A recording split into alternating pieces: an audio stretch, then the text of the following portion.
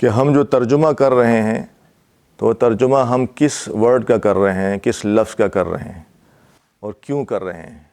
ایک تو یہ کہ بعض جگہ رواج ہے کہ ایسے ہی ترجمہ رٹ لیتے ہیں، یاد کر لیتے ہیں، اور بعض اوقات یہ کہ پھر وہ الٹا سیدھا اپنا ترجمہ اپنے عقلی اس میں گھسیٹ دیتے ہیں۔ تو وہ اس لیے کرتے ہیں کہ انہیں کچھ قواعد کا پتہ نہیں ہوتا کہ عربی قواعد کیا ہیں، اور جو ترجمہ کر رہے ہیں وہ کون سے لفظ کا کر رہے ہیں اور کس وجہ سے یہ ترجمہ کر رہے ہیں، ٹھیک ہے۔ اور اس میں نے عرض بھی کیا تھا کہ ہمارے استاد کے پاس ایک آدمی آیا کہنے لگے اللہ کے استاد صاحب میں تفسیر لکھنا چاہ رہا ہوں۔ تو انہوں نے پوچھا کہ بھئی کیا؟ تو سورۃ فاتحہ دکھائی کہ میں نے کچھ لکھی بھی ہے، تو ترجمہ لکھا تھا تمام تعریف ہے اللہ کے لیے۔ استاد نے پوچھا کہ بھئی تمام ترجمہ تم نے کس چیز کا کیا؟ کہنے لگا بس یہ لکھا ہوا ہے تفسیروں میں، ترجمہ میں لکھا ہوا ہے اس طرح۔ میں لکھا تو ہے لیکن آپ نے کسی کا ترجمہ کیا آپ تو یہ پتہ نہیں تھا ان کو کہ کون سے لفظ کا ترجمہ ہے۔ تو پتہ ہونا چاہیے یہ ترجمہ میں کر رہا ہوں یہ کس لفظ کا میں کر رہا ہوں۔ اور بسم اللہ الرحمن الرحیم میں کچھ باتیں ہم نے عرض کی تھی، اگر کوئی ساتھی اس کو دہرا سکتا ہے، کوئی یاد ہے کسی کو کچھ جو ہم نے عرض کیا تھا؟ ایک تو با جو ہم شروع کرتے ہیں، با کے متعلق ہم نے کیا عرض کیا تھا؟ کچھ حروف جر، ماشاءاللہ جزاک اللہ، کہ یہ کچھ حروف جارہ ہیں جو کتنے ہیں؟ تقریباً 17 کتابوں میں، اس سے زیادہ بھی ہیں لیکن 17 عام کتابوں میں لکھے ہوئے ہیں، اور میں نے شاید لکھ بھی دیے تھے، باء تاء کاف لام واو منذ مثقلہ رب حاشا من عادا فی عن علی حتی الی، یہ 17 حروف تقریباً حروف جارہ ہیں۔ اور اس کے بعد جو لفظ آتا ہے وہ مجرور ہوتا ہے۔ میں نے آپ سے کہا تھا کہ آپ فی الوقت یاد رکھ لیں کہ اس پہ زیر ہوتا ہے، یہ زیر مجرور ہونے کی ایک علامت ہے، اور علامات بھی آتی ہیں جو اپنے موقع پر آ جائیں گی، لیکن اس کے بعد جو اسم آئے گا وہ مجرور ہوگا۔ ایک بات تو یہ عرض کی تھی، اور ایک بات یہ عرض کی تھی کہ جو عربی ہے ہماری پوری عربی ٹوٹلی، اس میں 3 قسم کی چیزیں ہوتی ہیں، ایک تو اسم ہوتا ہے، ایک فعل ہوتا ہے، اور ایک حرف ہوتا ہے۔ بس یہ 3 چیزوں کا مرکب ہے ساری عربی، پوری دنیا میں، جنت میں بھی جو عربی ہوگی وہ بھی ان 3 چیزوں سے مرکب ہوگی، عربی میں اس کے علاوہ کچھ نہیں ہے، ٹھیک ہے نا۔ کوئی چیز ہے اسم ہوگی یا فعل ہوگا یا حرف ہوگا۔ اچھا یہ بات بھی ذہن میں رکھیں کہ جو حروف جارہ ہیں نا، وہ جس کے ساتھ آئیں گے تو وہ اسم ہوگا۔ یہ اسم ہونے کی ایک نشانی یہ بھی ہے کہ وہ حرف جو ہے وہ اسم ہوگا جس پہ یہ حرف جر آئے گا۔ اور الرحمن کے اندر جیسے الف لام ہے، تو یہ الف لام کا ہونا بھی اسم کی نشانی ہے کہ یہ فعل پہ کبھی الف لام نہیں آتا، لیکن اسم پر آتا ہے۔ تو اس وقت جو آپ کے سامنے 2 نشانیاں اسم کی ہیں، تو یہ آپ کے ذہن میں رہیں کہ جب با یا کوئی بھی حرف جر آئے گا تو اس کے بعد جو ہوگا وہ اسم ہوگا، وہ فعل نہیں ہوگا، اور وہ حرف بھی نہیں ہوگا۔ اور اس کے جو حرف ہوگا حروف جارہ کے بعد اس پر زیر ہوگا، یعنی وہ مجرور ہوگا۔ یہ 2 باتیں آپ کے ذہن میں رہیں۔ ایک ہم نے عرض کیا تھا کہ اسم کہتے کس کو ہیں، تو اسم جو ہے وہ ایسا لفظ ہے کہ اس کا معنی آپ کو سمجھ میں آتا ہے اس کو سنتے ہی، لیکن اس میں کوئی زمانہ ہے، یہ ماضی کا ہے، پاسٹ کا ہے، پریزنٹ کا ہے، فیوچر کا ہے، یہ آپ کو سمجھ میں نہیں آتا، اس کی ضرورت بھی نہیں ہوتی۔ جیسے سلطان، تو آپ کو سمجھ میں فوراً آ گیا کون ہے، ہمارے شیخ شعیب صاحب بنور ٹاؤن کے ہمارے بڑے استادوں میں سے۔ اب جیسے ہم شیخ شعیب کا نام لیں گے تو ہمیں حضرت ذہن میں آئیں گے، تو لیکن زمانے کی نہ ضرورت ہے نہ وہ سمجھ میں آتا ہے۔ اور جو فعل ہے اس میں آپ کو معنی بھی سمجھ میں آتا ہے اور زمانہ بھی سمجھ میں آتا ہے۔ جیسے آپ اردو میں کہتے ہیں یہ فلاں چلا گیا، یعنی پاس میں بات ہو گئی، میں نے وہاں یہ کام کیا تھا کل، یا کوئی بھی اس طرح کی بات آپ کہتے ہیں، تو وہ اس میں آپ کو زمانہ بھی مل رہا ہے اور اس میں آپ کو معنی بھی مل رہا ہے۔ اور حرف میں ہم نے یہ بات عرض کی تھی کہ حرف میں جو ہے وہ کسی کو یاد ہے، کوئی بتائے گا؟ حرف میں ہم نے کیا بات عرض کی تھی، حرف کسے کہیں گے؟ کہ حرف اسم میں تو آپ کو معنی سمجھ میں آئے گا، زمانہ سمجھ میں نہیں آئے گا۔ فعل میں آپ کو معنی اور زمانہ دونوں سمجھ میں آئیں گے۔ اچھا حرف میں آپ کو نہ معنی سمجھ میں آئے گا نہ زمانہ سمجھ میں آئے گا جب تک اس کے ساتھ کوئی اور فعل یا شبہ فعل آپ ملا نہ دیں۔ یعنی آپ کو کسی فعل کے ساتھ اس کو جوڑنا پڑتا ہے، کسی شبہ فعل کے ساتھ جو فعل سے مشابہ ہو، شبہ فعل سے مشابہ ہو، اس کے ساتھ آپ کو جوڑنا پڑتا ہے، پھر اس کا معنی آپ کو سمجھ میں آئے گا۔ اس کے بغیر آپ کو معنی سمجھ میں نہیں آئے گا۔ اگر وہ فعل یا شبہ فعل وہاں موجود ہے پہلے سے، ٹھیک ہے، بہت اچھی بات ہے، ہم اس کے ساتھ اس کو جوڑ دیں گے اور کہیں گے کہ یہ جو حرف جر اور اس کا جو مجرور ہے یہ متعلق ہے اس فعل کے ساتھ، اس کا تعلق اس فعل کے ساتھ ہے یا اس شبہ فعل کے ساتھ ہے، تو اس کا متعلق بنا دیں گے تو ہمیں معنی سمجھ میں آ جائے گا۔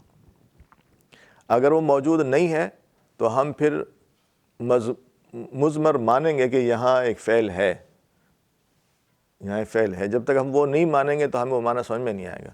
مثلا بسم اللہ الرحمن الرحیم، تو اللہ کے نام کے ساتھ جو رحمان الرحیم ہے، اللہ کے نام کے ساتھ کیا، تو آپ کو پوری بات سمجھ میں نہیں آ رہی، تو با اپنا معنی اس وقت ادا کرے گا جب با سے پہلے آپ کوئی فعل مانیں گے کہ یہاں پر ایک فعل ہے ابدؤ، کہ میں شروع کرتا ہوں، تو ابدؤ کا فعل آپ مانیں گے اور اس با اور اس کے بعد کے مجرور کو اس کا متعلق بنائیں گے تو آپ کو معنی سمجھ میں آئے گا ابدؤ یا ابتدئ یا ابتدائی، اگر شبہ فعل ماننا ہے تو ابتدائی بسم اللہ الرحمن الرحیم، یا ابتدئ بسم اللہ الرحمن الرحیم، یا ابدؤ بسم اللہ الرحمن الرحیم۔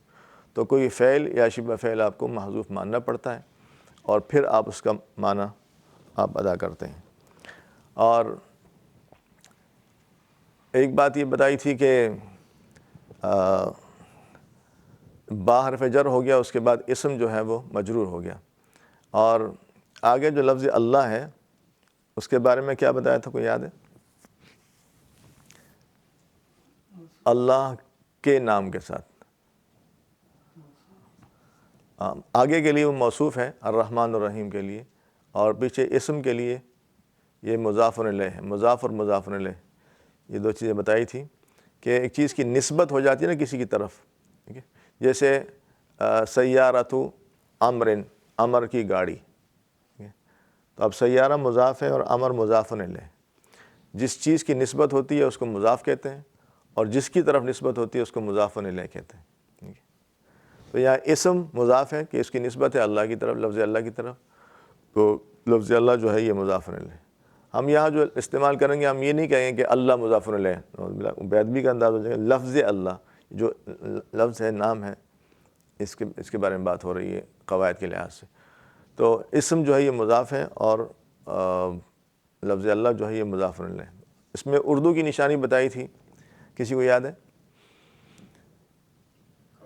کا کی کے را ری رے آتا ہے، ٹھیک ہے، زید کا قلم، زید کی گاڑی، امر کی گاڑی، یا میرا گھر، ٹھیک ہے، اور اپنی کا لفظ بھی آتا ہے کہ میری اپنی، میں اپنی گاڑی میں بیٹھا، ٹھیک ہے، تو اپنی، اپنے، اس طرح کے الفاظ بھی استعمال ہوتے ہیں، عام طور پر اس کی نشانی ہوتی ہے۔ اچھا، اس سے آگے پھر ہم نے عرض کیا تھا کہ الرحمن اور الرحیم ان دونوں کا جو اصل مادہ ہے جس سے بنے ہیں وہ کیا ہے؟ رحم، رحم کا مادہ ہے، را، ہا اور میم، ٹھیک ہے، دونوں کا مادہ اصل ایک ہے اور دونوں کا معنی بھی ایک ہی ہے، رحم کرنے والا، مبالغے کے صیغے ہیں یہ، ٹھیک ہے، رحمان فعلان کے وزن پر، اور رحیم کریم کے وزن پر ہے، کریم اس میں فاعل کا بھی وزن ہے اور مبالغے کے معنی میں ہے، لیکن اس میں فرق کیا ہے، دونوں میں ڈیفرنس کیا ہے؟ جی، یا رحمان الدنیا و یا رحیم الآخرہ، اس میں ہم نے ایک بات عرض کی تھی کہ رحمان کے اندر کیا چیز ہے؟ اس کے اندر عموم ہے کہ ساری دنیا پر اللہ مہربان ہے، چاہے وہ گناہ گار ہے یا بڑا نیک ہے۔ ایسا نہیں ہے کہ کسی آدمی نے نماز نہیں پڑھی تو اللہ نے کہا اب تو میں نے اس کو ٹانگوں پہ نہیں چلنے دینا ہے، اس کی ٹانگیں توڑ دینی ہیں۔ اگر ایسا ہوتا تو ساری مسجدیں بری ہوتی۔ اب جو نماز نہیں پڑھے گا تو اس کی آنکھیں جو ہے ایک دم کام چھوڑ دیں گی، اللہ پاک کہیں گے بھئی اب اس کو جو ہے نا، اس کی آنکھیں اس سے واپس لے لینی، میری آنکھیں میں نے دی ہیں اس کو تو میں نے اسے واپس لے لینی ہے۔ اگر کوئی آدمی حرام کمائے گا تو میں نے اس کے کانوں کی سماعت ختم کر دینی ہے، اس کے ہاتھوں کی حرکت ختم کر دینی ہے، کیونکہ ہاتھ میں نے دیے ان کو، یہ میری نافرمانی کر رہے ہیں اس سے، تو کون پھر چوری کرتا اور ڈاکے ڈالتا اور حرام کام کرتا؟ تو یا جو کوئی بھی اس طرح کا گناہ کا کام کرے گا تو اس کے ساتھ یہ ہو جائے گا۔ تو ایسا نہیں ہے، اللہ پاک سب پہ مہربان ہے. جو نماز پڑھتا ہے اس کو بھی اللہ کھلاتا ہے پلاتا ہے، جو دین پہ چلتا ہے اس کو بھی، جو نہیں چلتا گناہ کرتا ہے اس کو بھی اللہ دیتا ہے. حتیٰ کہ مسلمان کو بھی اللہ دیتا ہے، کافروں کو بھی اللہ دیتا ہے، سب پر اللہ مہربان ہے. تو رحمان کے اندر عموم ہے، عموم ہے لیکن دوام نہیں ہے. دوام سے مراد مستقل، دائمی طور پر، ہمیشہ، پرماننٹ. تو یہ پرماننٹ نہیں ہے، بس موت تک ہے. بعض اوقات موت سے بھی پہلے چھن جاتی ہے چیزیں، بعض اوقات زیادہ بھی ہو گیا تو موت تک ہے. موت کے بعد پھر گناہ گاروں کے ساتھ، کافروں کے ساتھ، بے دینوں کے ساتھ، وہاں پھر رحم کا معاملہ نہیں ہے.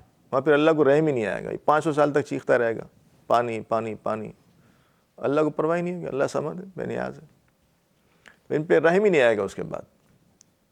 تو وہاں پھر اللہ رحیم ہے.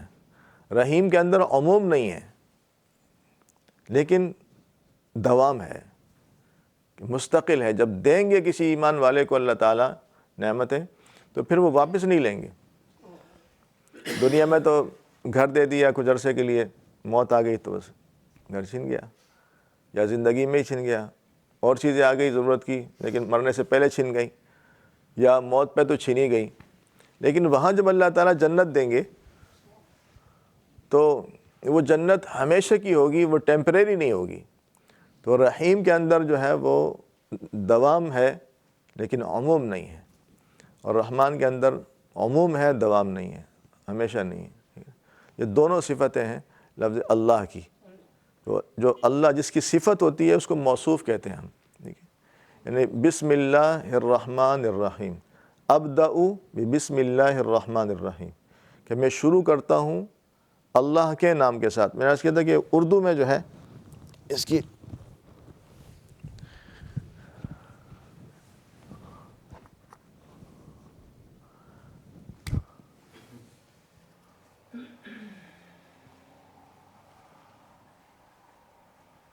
کسی کی گاڑی اس طرف کو پارک کی ہوئی ہے، ادھر ہے آپ کو موو کرنے کی. بھائی 7 بجے کے بعد وہ شاپ کھل جاتی جی. اس یہاں پہ سامنے اس بلڈنگ کے سامنے نہیں ہوتے، میرے پاس پارکنگ نہیں فرنٹ پہ ڈراپ کے بدلے تھوڑا آگے ہے. آگے سے ہی لیکن اس ہمارے اس کے دونوں یونٹس کے آگے نہیں، شاپ کے آگے نہیں اور ہمارے یونٹس کے آگے.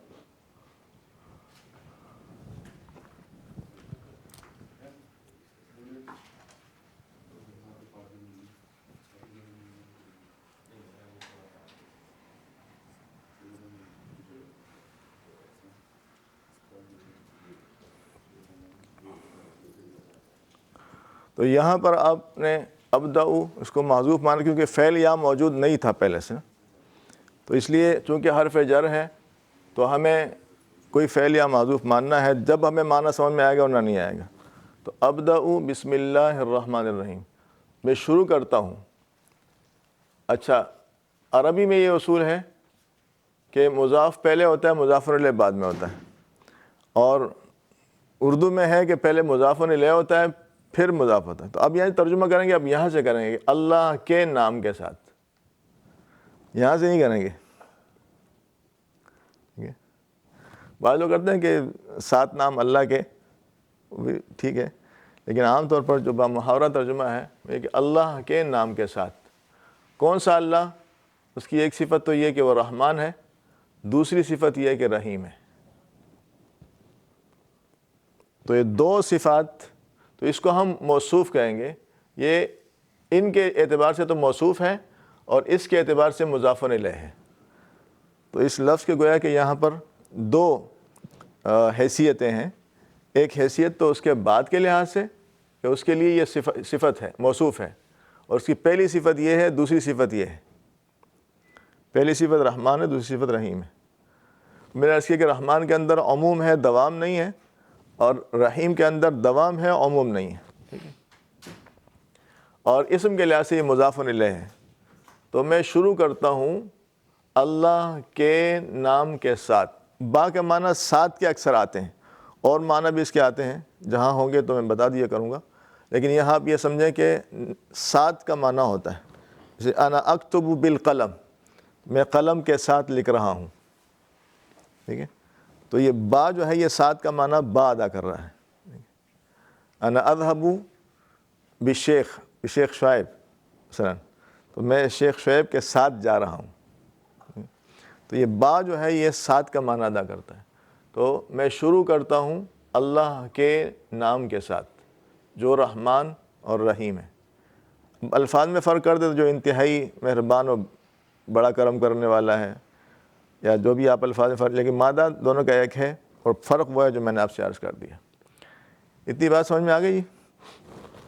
اچھا، اعوذ باللہ من الشیطان الرجیم کے بارے میں یہ بات ہوئی تھی کہ وہ یعنی قرآن کی آیت نہیں ہے، اس لیے آپ کو کہیں قرآن میں لکھا ہوا نہیں ملے گا، لیکن اللہ تعالیٰ نے اس کا حکم دیا ہے کہ اذا قرأت القرآن فاستعذ باللہ من الشیطان الرجیم. جب تم قرآن پڑھو تو تمہیں شیطان سے پناہ مانگنی چاہیے، کیونکہ شیطان ہر چیز میں دخل اندازی دیتا ہے. جب آپ کوئی بھی دین کا کام کرتے ہیں تو شیطان آپ کو روکتا ہے. آپ چاہے نماز پڑھیں تو کوشش کرے گا کہ آپ کی نماز کو وہ یا تو چھڑا دے، چھڑا نہ دے تو کم از کم آپ کو لیٹ کرا دے کہ یار ابھی تو اذان ہوئی ہے، ابھی دیکھیں گے، ابھی ٹائم بہت پڑا ہے، بس 2 منٹ میں نے وضو کرنا ہے اور 2 منٹ میں مسجد پہنچنا ہے اور پھر 4 منٹ میں نماز پڑھنی ہے. تو ساری سیٹنگ کر کے اب اگر چند سیکنڈ بھی آپ کو سگنل پہ کچھ دیر زیادہ 30 سیکنڈ زیادہ رکنا پڑ گیا تو آپ کی تکبیر اولیٰ چلی گئی یا آپ کی رکعت چلی گئی. تو یہ شیطان یہ کام تو کر ہی لیتا ہے. حالانکہ ہمارے کابرین کا جو معمول تھا کہ وہ نماز کے لیے پہلے سے آگے بیٹھتے تھے، اللہ ہم سب کو توفیق عطا فرمائے. تو وہ ہر جگہ ہی کوشش کرتا ہے. تفسیر ہم نے شروع کی ہے تو اب ہو سکتا ہے کہ کچھ شیطان کچھ دنوں کے بعد، کیونکہ دیکھو ہر سبق اور ہر بیان اور ہر چیز ایسی نہیں ہوتی کہ آدمی کو پوری سمجھ میں آئے. بعض اوقات کچھ چیزیں سمجھ میں آتی ہیں، بعض اوقات کچھ چیزیں سمجھ میں نہیں آتی. بعض اوقات شروع میں کچھ چیزیں سمجھ میں نہیں آئیں گی، بعد میں آئیں گی. ٹھیک ہے، شروع میں ہر چیز میں ٹائم لگتا ہے اور کچھ پریشانی ہوتی ہے، لیکن آہستہ آہستہ وہ آسان ہو جاتی ہے. شیطان کو کہا کہ یار یہ تو مجھے تو فائدہ ہوا نہیں، کچھ سمجھ میں نہیں آ رہا، سر کے اوپر سے گزر رہا تھا. تو پھر وہ کہے کہ بھائی آئندہ جو ہے وہ آنے کی ضرورت نہیں. نہیں، آدمی مستقل اس کام کو کرتا رہے تو شیطان ہر چیز میں جو ہے نا وہ اثر دکھاتا ہے اور کوشش کرتا ہے کہ اس سے مرغلہ ہے. تو اللہ تعالیٰ نے حکم دیا کہ جب تم قرآن پڑھو تو پہلے شیطان سے پناہ مانگ لیا کرو. اب الفاظ نہیں بتائے کہ اعوذ باللہ من الشیطان الرجیم ہی پڑھنے آپ نے، اس لیے کوئی بھی الفاظ آپ کہہ سکتے ہیں. ٹھیک ہے، الفاظ آپ کوئی بھی کہہ سکتے ہیں کہ شیطان سے پناہ کے الفاظ، لیکن چونکہ عام طور پر یہی منقول ہیں تو یہی کہتے ہیں. لیکن یہ قرآن کی آیت نہیں ہے، اس کو قرآن کی آیت نہ سمجھا جائے.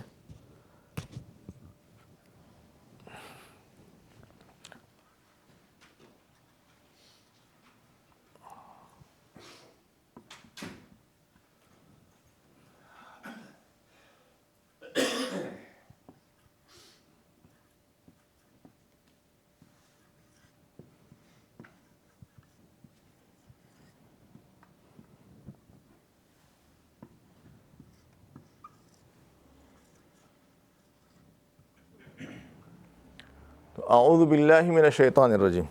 اچھا، اب یہ بھی تقریباً عربی کے لحاظ سے اگر آپ تھوڑا سا غور کریں گے تو آپ کو یہ چیزیں سیم نظر آئیں گی. تقریباً قواعد کے لحاظ سے بہت ساری چیزیں آپ کو سمجھ میں آ جانی چاہیے بسم اللہ الرحمن الرحیم کی تفصیل کے بعد. اب یہاں دیکھو باللہ، یا بسمی تھا یا باللہ، تو وہی با کیا ہے؟ حرف جر ہے، اور لفظ اللہ جو ہے یہ کیا ہے؟ مجرور ہے، جیسے یہاں اس میں مجرور تھا. ٹھیک ہے، تو لفظ اللہ مجرور ہے، با حرف جر ہے. میں نے عرض کیا تھا کہ با کے لیے آپ کو معنی جو حرف ہے اس کا معنی ادا کرنے کے لیے آپ کو کسی فعل کے ساتھ اس کو ملانا پڑتا ہے. اگر وہ فعل موجود نہیں ہے تو وہ ہم مانیں گے، وہاں پر محذوف نکالیں گے کہ یہ فعل، اور اگر وہ فعل پہلے سے موجود ہے تو ٹھیک ہے، ہم اس سے متعلق کر دیں گے. تو یہاں تو بسمی ابدأ کے متعلق بن گیا اور معنی ادا کیا. یہاں اعوذ موجود ہے، فعل ہے، تو یہ اس کے متعلق ہو جائے گا اور معنی ہو جائے گا، ادا ہو جائے گا. اچھا، اعوذ جو ہے یہ فعل ہے. فعل کے لیے میں آپ کو آسان چیز بتاؤں کہ عربی میں جو فعل ہے وہ کس قسم کا ہوتا ہے، اس کا ایک وزن جس کو ہم کہتے ہیں، اس کا وزن آپ کے ذہن میں آ جائے تاکہ آپ کو آئندہ کے لیے آسانی ہو. ٹھیک، تو بیسیکلی طور پر فعل کے جو ہے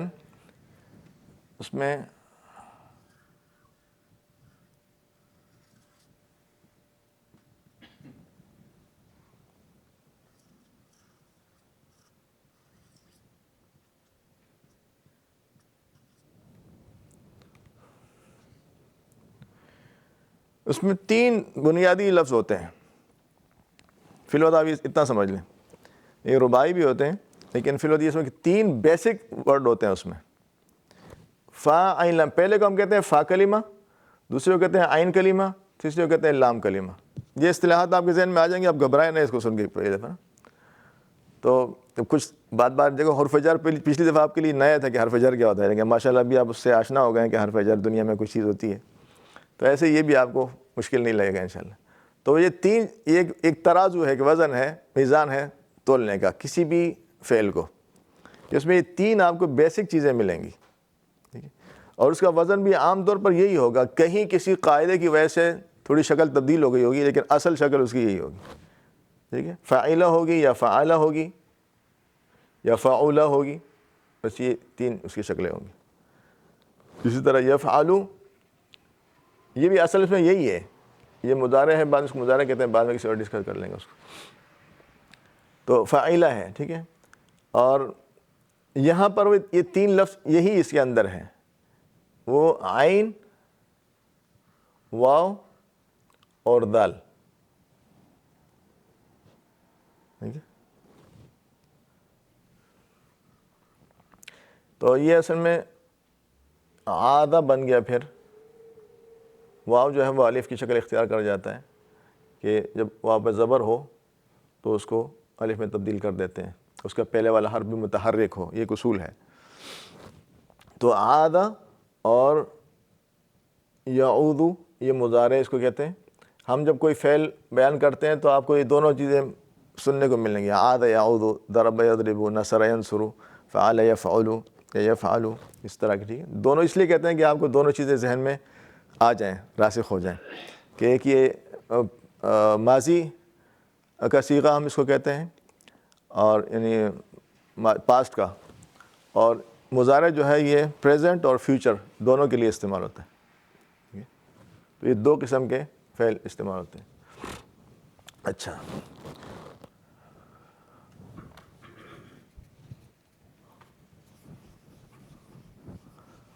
تو یہاں اعوذ یا جو ہے، یہ اعوذ میں جو الف ہے نا جی، یہ ایک آدمی جب بات کرتا ہے تو اس کے لیے استعمال، اس کو ہم متکلم کہتے ہیں، جو بات کرنے والا ہوتا ہے. انگلش میں کیا کہتے ہیں اس کو؟ متکلم، بات کرنے، ٹاکنگ پرسن، اسپیکر. ٹھیک ہے، تو جیسے اعوذ، میں پناہ مانگتا ہوں، اور سب کے لیے جمع کے لیے آتا ہے نعوذ. اس لیے آپ نے دعا میں سنا ہوگا نعوذ باللہ من شرور انفسنا، اس طرح کر کے آپ نے سنا ہوگا دعا میں. تو اگر نون لگا دیں گے تو جمع کے لیے ہو جائے گا، اعوذ اور نعوذ. تو یہاں چونکہ ایک آدمی میں شروع کر رہا ہوں اور میں پناہ مانگ رہا ہوں، تو اعوذ باللہ من الشیطان الرجیم، میں پناہ مانگتا ہوں. یہاں محذوف نکالنے کی ضرورت نہیں ہے، اللہ کے نام کے ساتھ. ٹھیک ہے، اصل میں یہاں بھی بسم اللہ ہے، اللہ کے نام کے ساتھ. تو اسم یہاں معذوف مان سکتے ہیں ہم، لیکن اس کی اگر نہ بھی کہیں اور نہ بھی لکھیں تو مسئلہ نہیں. کس چیز سے پناہ مانگتا ہوں؟ شیطان مردود سے. یہ من جو ہے یہ بھی حرف جر ہے،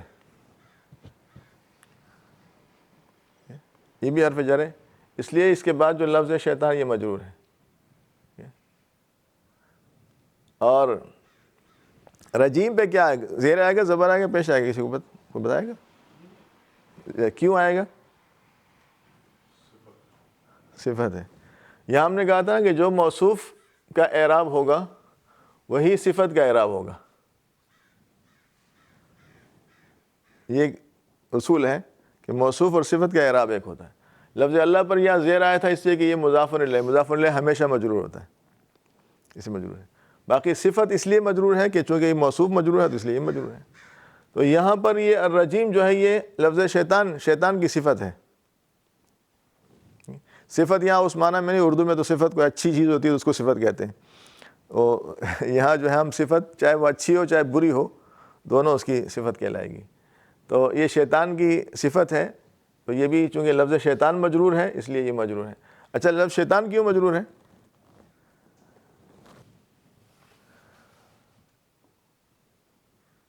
کس وجہ سے مجرور ہے؟ حرف جر کی وجہ سے. آپ سے عرض کیا تھا کہ جب حروف جر کہیں آتے ہیں تو اس کے بعد جو لفظ آتا ہے اس پہ زیر ہوتا ہے، مجرور ہوتا ہے. تو یا من بھی حرف جر ہے اس لیے شیطان مجرور ہے.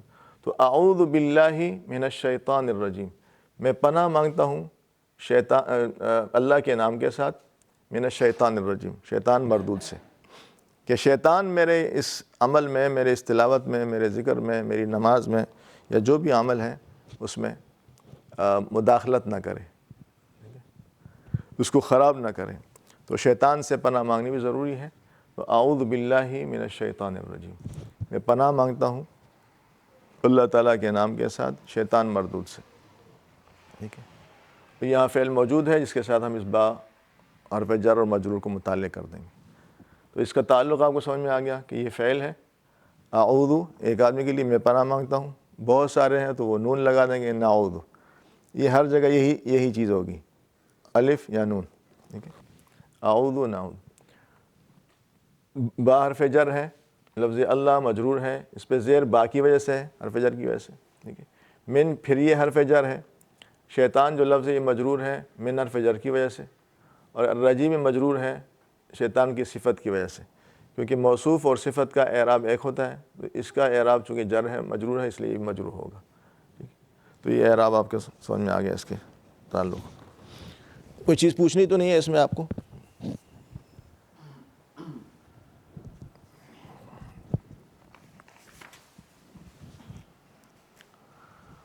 کوئی چیز پوچھنی ہے جی؟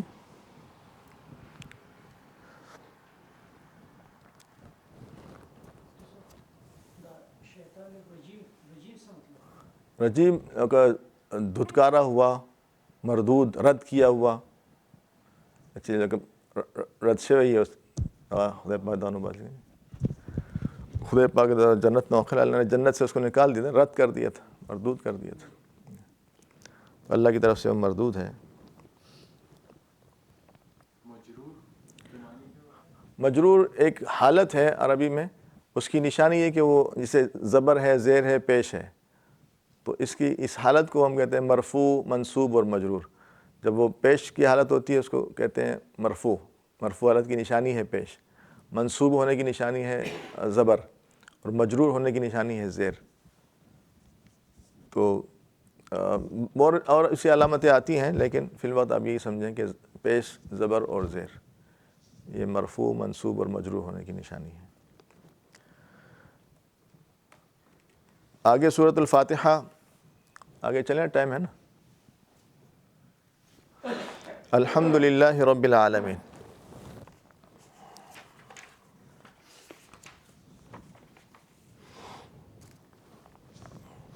الحمد للہ رب العالمین، تمام تعریفیں اس اللہ کے لیے ہیں جو رب العالمین ہے. تو یہاں بھی جو الف لام ہے یہ تمام ترجمہ اس کا ہے. میں نے آپ سے کہ ترجمہ آپ کس کا کر رہے ہیں. پہلے تو سورۃ الفاتحہ جو سورت ہے اس کو فاتحہ کس لیے کہتے ہیں کہ فتح یفتح کے معنی کھولنا. فتح فعال کا وزن، فتح یفتح، کھولنا کسی چیز کو، ابتدا کرنا اس کی.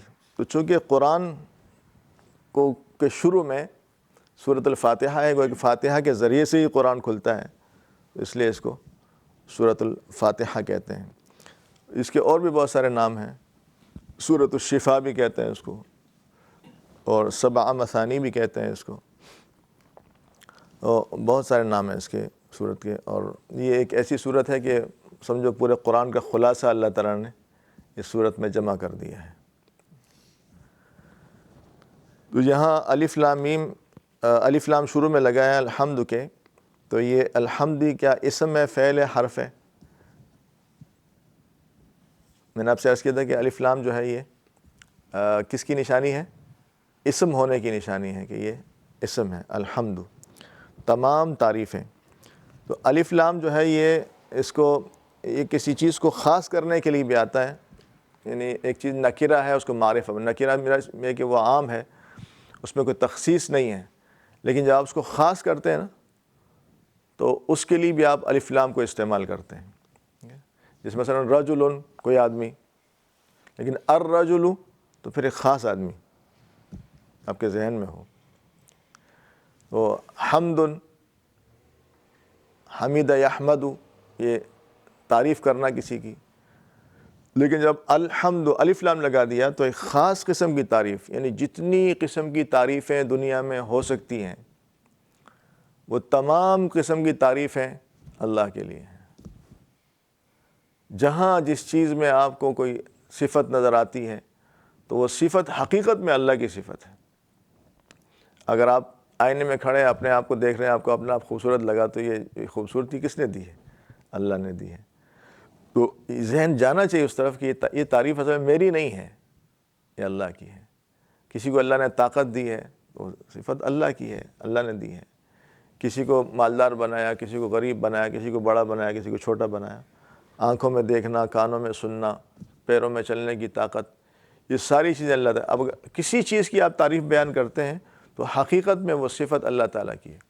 تو یہ الف لام یہ بات آپ کو بتا رہا ہے کہ دنیا میں جتنی نوعیتوں کی، جتنی قسم کی تعریفیں ہو سکتی ہیں، ان تمام تعریفوں کا مستحق اور ان تمام تعریفوں کے لائق اللہ ہے۔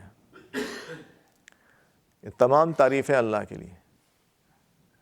اچھا، بظاہر تو یہ ایک خبر آپ کو دی جا رہی ہے کہ تمام تعریفیں اللہ کے لیے، لیکن یہ اصل میں خبر نہیں ہے، بلکہ اللہ تعالیٰ اصل میں یہ کہہ رہے ہیں کہ قولوا الحمدللہ رب العالمین، کہ تم کہو کہ تمام تعریفیں اللہ کے لیے ہیں۔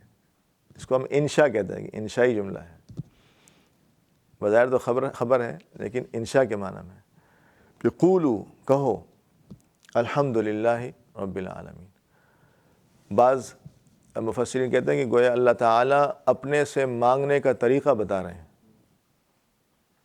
کہ مجھ سے مانگنے کا طریقہ کیا ہے۔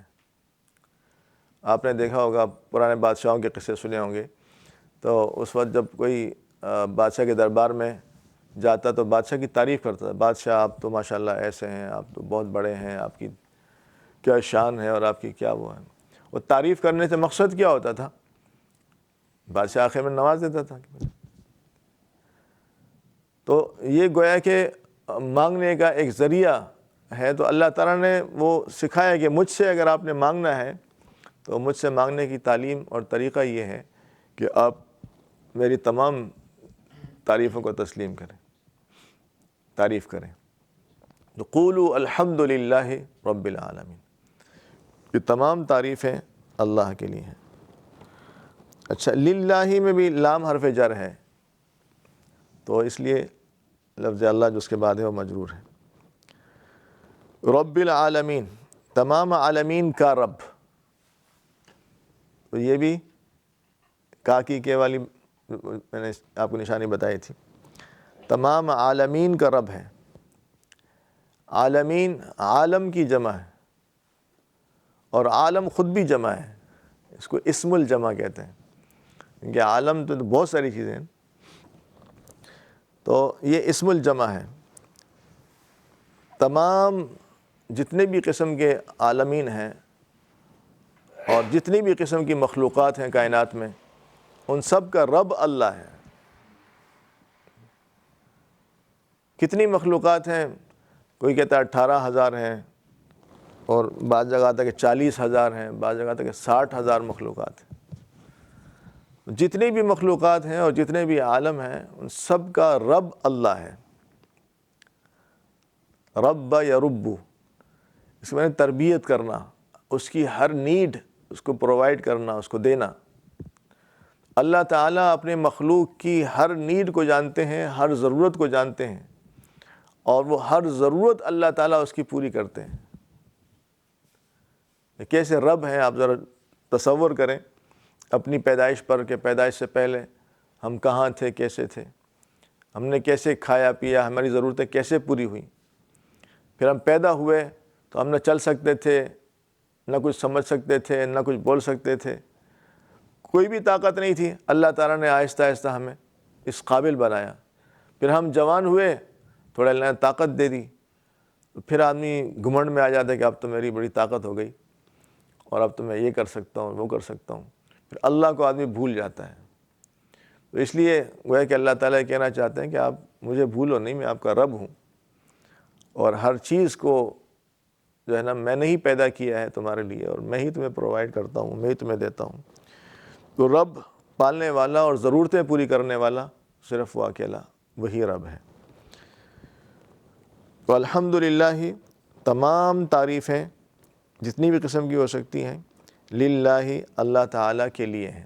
یہ لام کا معنی کے لیے اکثر اس طرح کا معنی ہوتا ہے, ملکیت کے معنی میں آتا ہے کہ مثلا سیارۃ لزید, گاڑی زید کی ہے تو زید کی ملکیت ہے.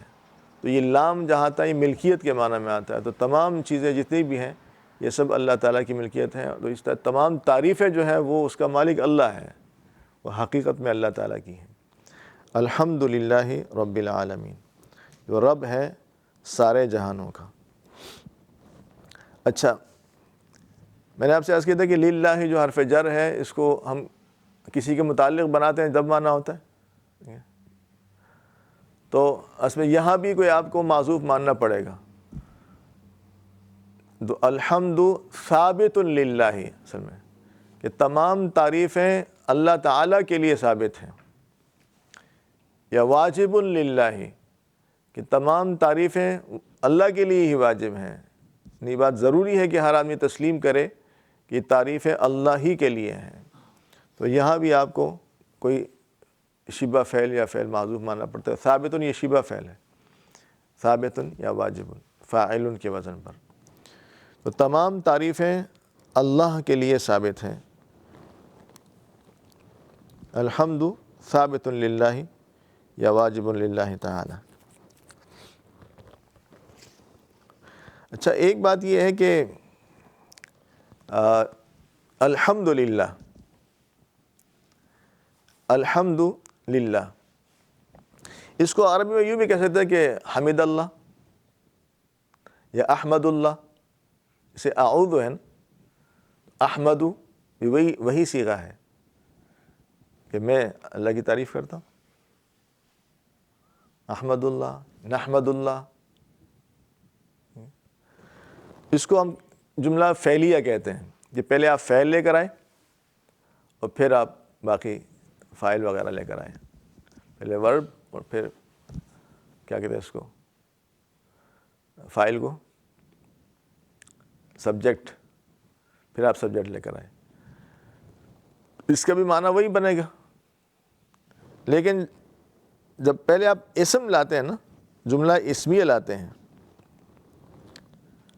جملہ اسمیہ لاتے ہیں, تو اس جملہ اسمیہ میں عربی کے اندر بہت باریک باریک چیزیں ہوتی ہیں کہ وہ آگے پیچھے کرنے سے بھی اس کے اندر اندرونی طور پر بہت ساری چیزیں تبدیل ہو جاتی ہیں.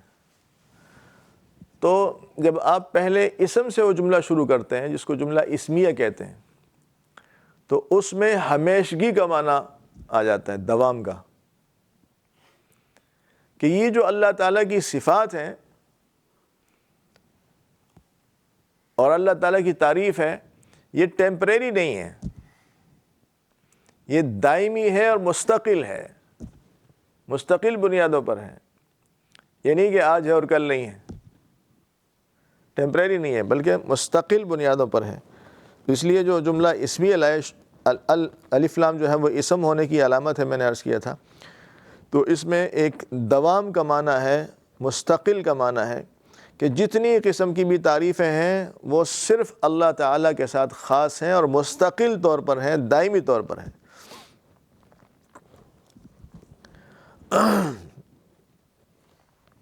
اتنی بات سمجھ میں آ گئی؟ الحمدللہ رب العالمین, تمام تعریفیں اللہ کے لیے ہیں. تو آپ کے سامنے ایک تو بسم اللہ کی بات آ گئی ٹھیک ہے. پھر اعوذ باللہ من الشیطان الرجیم کی بات آ گئی، اس کے ضروری قواعد آ گئے. اور الحمدللہ رب العالمین سورہ فاتحہ کا پہلی آیت ہے اس کی بات آ گئی. اس میں جو تمام ترجمہ ہے، جس میں اس کو الف لام استغراقی کہتے ہیں. استغراق یعنی تمام اس میں شامل ہے، ہر چیز کو یہ شامل ہے. تو الف لام استغراقی یہ الف لام کی اقسام میں سے ہے. وہ تمام قسم کی جو تعریفیں ہیں، محامد ہیں، وہ صرف اللہ تعالیٰ کے لیے ہیں. اور اس میں تفصیل آ گئی کہ الحمد یہ اسم ہے، اور اس کا جو فعل ہے وہ حمیدہ یحمدو، حمیدہ یحمد فعل یفعل کے وزن پر آتا ہے. تعریف بیان کرنا، حمد بیان کرنا. اور للہ میں لام حرف جر ہے، لفظ اللہ مجرور ہے اس لیے اس پہ زیر آیا ہے، اس کی علامت ہے.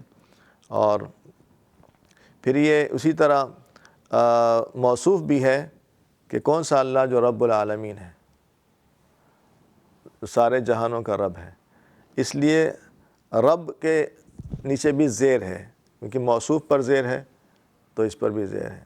للہ رب العالمین. ٹھیک ہے، لفظ اللہ پر زیر اس لیے کہ اس سے پہلے حرف جر ہے لام، اور رب لفظ رب جو ہے اس پر زیر اس لیے ہے کہ یہ صفت ہے موصوف کی، موصوف پر زیر ہے اس لیے صفت میں بھی زیر ہوگا. یہ بات پہلے گزر چکی ہے. الحمدللہ رب العالمین. تمام تعریفیں، جس قسم کی تعریفیں دنیا میں ہو سکتی ہیں، وہ تمام تعریفیں ثابت للہ یا واجب للہ، اور بدوام ہمیشگی کے ساتھ، دائمی طور پر. یہ دائمی طور پر، مستقل طور پر. یہ ترجمہ میں کس چیز کا کر رہا ہوں کہ جب فعل کے بجائے اسم آتا ہے پہلے، ٹھیک ہے، ورنہ کہا جا سکتا ہے کہ احمد اللہ یا نحمد اللہ، نحمد اللہ رب العالمین، ہو سکتا تھا اس طرح، معنی وہی بنتا. لیکن اس میں وہ دائمی جو ترجمہ ہے، مستقل جو ترجمہ ہے، وہ ترجمہ نہ ہوتا. تو اس لیے جب اس کو مقدم کیا الحمد الف لام کے ساتھ، اسم پہلے لے کر آئے اور جملہ فعلی کے بجائے جملہ اسمیہ ہو گیا، تو اس کے اندر مستقل دوام کا ترجمہ آئے گا کہ یہ جتنی بھی صفات ہیں یہ دائمی طور پر اللہ تعالیٰ کے لیے ثابت ہے. تو الحمد للہ تمام تعریفیں، تمام ترجمہ میں نے کہا الف لام استغراقی کا، کہ تمام تعریفیں ثابت بدوام للہ رب العالمین، کہ وہ ہمیشگی کے ساتھ، دوام کے ساتھ، دائمی طور پر، مستقل طور پر، پرماننٹلی ثابت ہیں اللہ کے لیے. اللہ کے علاوہ کوئی ایسا نہیں ہے کہ جس کے لیے یہ تمام صفات ثابت ہو سکیں. اور یہ رب العالمین یہ قسم کی گویا کہ قرآن میں ایک انداز ہوتا ہے کہ ایک دعویٰ ہوتا ہے کہ یہ بات ایسی ہے، پھر اس کی دلیل بھی دیتے ہیں کہ کیوں ہے. تو ایک دعویٰ کیا کہ الحمدللہ تمام تعریفیں مستقل طور پر اللہ کے لیے، دنیا کی تمام تعریفیں مستقل طور پر اللہ کے لیے ثابت ہے. یہ ایک دعویٰ ہے. اس کی دلیل کیوں ثابت ہے، کیوں ثابت ہے، وجہ کیا ہے، آگے بھی اس کے دلائل ہیں. پہلی دلیل یہ کہ رب العالمین، اس لیے کہ وہ سارے عالموں کا رب ہے، اس لیے تمام تعریفیں اسی کے لیے ہوں گی. کوئی اس کے مقابلے میں ایسا اور نہیں ہو سکتا. جب کوئی اور نہیں ہو سکتا تو تمام تعریفوں کے لائق بھی کوئی اور نہیں ہو سکتا. اس لیے جہاں بھی اس طرح کے دعوے ہیں یہ اللہ ہی کی عبادت ہوگی، کسی اور کی کیوں نہیں ہوگی، تو آگے دلائل ہوں گے. اس وجہ سے نہیں ہوگی کہ اللہ کی یہ صفات ہیں، یہ صفات کسی اور میں نہیں ہیں. جب کسی اور میں نہیں ہے تو اس کی عبادت بھی نہیں ہوگی. تو تمام تعریفیں اللہ کے لیے ہیں. الحمدللہ رب العالمین، کہ تمام تعریفیں ہمیشگی کے ساتھ، پرماننٹلی، صرف اور صرف اللہ کے لیے ثابت ہیں. کیوں؟ اس لیے کہ رب العالمین ہے، رب العالمین ہے، تمام عالمین کا رب ہے. اور چونکہ کوئی اور تمام عالمین کا رب نہیں ہے، اس لیے تمام تعریفوں کا مستحق اس کے علاوہ کوئی اور نہیں ہو سکتا. تو یہ جو ترجمہ ہے، یہ سارے قواعد آپ ذہن میں رکھیں گے تو یہ چیز آپ کو سمجھ میں آئے گی. میں نے عرض کیا تھا کہ عربی کی کچھ چیزیں آپ کے ذہن میں ہوں گی تو آپ سمجھ سکیں گے ترجمہ میں کیوں کر رہا ہوں. ابھی آپ کو سمجھ میں آ گیا ہوگا کہ میں تمام ترجمہ کس کا کر رہا ہوں اور یہ مستقل طور پر دائمی طور پر اللہ کے لیے ثابت ہے یہ کیوں کا ترجمہ کر رہا ہوں. تو یہ ضروری چیزیں آپ کے سامنے آنی چاہیے، جس کو آپ تھوڑا سا اگر توجہ کے ساتھ، میں نے عرض کیا تھا کہ بشاشت کے ساتھ اور شوق کے ساتھ اور مستقل مزاجی کے ساتھ، دیکھو کیفیتیں انسان کی بدلتی رہتی ہیں. میں نے ایک دفعہ گزشتہ مرکز میں ایک ساتھی سے عرض کی، میں نے کہا ہم بعض اوقات سمجھتے ہیں کہ یار ہم مرکز آئے بیان سننے کے لیے تو ہمارے ذہن میں کام نہیں ہوتا کہ کام ہے، ایک چیز مجھے کرنی ہے ہر صورت میں نا. تو اب جب بیان سننے کے لیے آدمی آئے گا تو اس کو فائدہ ہوگا تو آئے گا، جب فائدہ نہیں ہوگا تو نہیں آئے گا. لیکن ایک کام ہے، کوئی کرنا ہے یہ کام. اب ایک دفعہ میں فائدہ کم ہو گیا، دوسرے میں زیادہ ہو جائے گا. بعض اوقات کوئی ایک بات مل جاتی ہے پوری بات میں تو وہ زندگی بھر کا کوئی فائدہ ہو جاتا ہے. اس لیے مستقل مزاجی کے ساتھ، شوق کے ساتھ ہم کوشش کریں گے انشاءاللہ کہ اس سلسلے کو اپنا جاری رکھیں. جو اور ساتھی ہمارے ہیں جن کو ہم چاہتے ہیں کہ ان تک یہ فائدہ پہنچے، اگر آپ حضرات کو کوئی فائدہ ہو رہا ہے اور آپ محسوس کر رہے ہیں کہ فائدہ ہو رہا ہے تو اور ساتھیوں کو بھی بتائیں انشاءاللہ. فی الوقت اگر کچھ چیزیں آپ کو سمجھ میں نہیں آ رہی ہیں تو گھبرانے کی ضرورت نہیں ہے. انشاءاللہ آہستہ آہستہ ان چیزوں سے آپ آشنا ہو جائیں گے. اور یہ اللہ تعالیٰ کی کتاب ہے اور مستقل ہمیں اللہ تعالیٰ نے دی ہے اور ہمیں اس کو سیکھنا ہے ہر صورت میں. جو ہمارے سامنے کوئی اور راستہ ہی نہیں ہے، ہمیں سیکھنا ہے ہر صورت میں، تو پھر ہمیں اپنے آپ کو ان چیزوں سے آشنا کرنا پڑے گا. اور مشکل کوئی نہیں ہے، لیکن مسلمان کے لیے اللہ تعالیٰ نے یہ چیزیں آسان کر دی ہیں، کیونکہ زندگی میں کبھی نہ کبھی تذکرے تو اس کے ہوتے رہتے ہیں بہت سارے الفاظ کے. پھر اللہ کا شکر ہے ہماری اردو زبان میں تو اور بہت زیادہ عربی کے الفاظ ہیں جو ہمیں وہ آسانی سے سمجھ میں آ جاتے ہیں. تو اللہ تعالیٰ کا احسان ہے. انشاءاللہ اللہ تعالیٰ کی ذات سے امید ہے کہ فائدہ ہوگا. اللہ تعالیٰ ہم سب کو عمل کی توفیق نصیب فرمائے. وآخر دعوانا ان الحمد للہ رب العالمین. سبحان ربک رب العزة عما یصفون وسلام علی المرسلین والحمد للہ رب العالمین.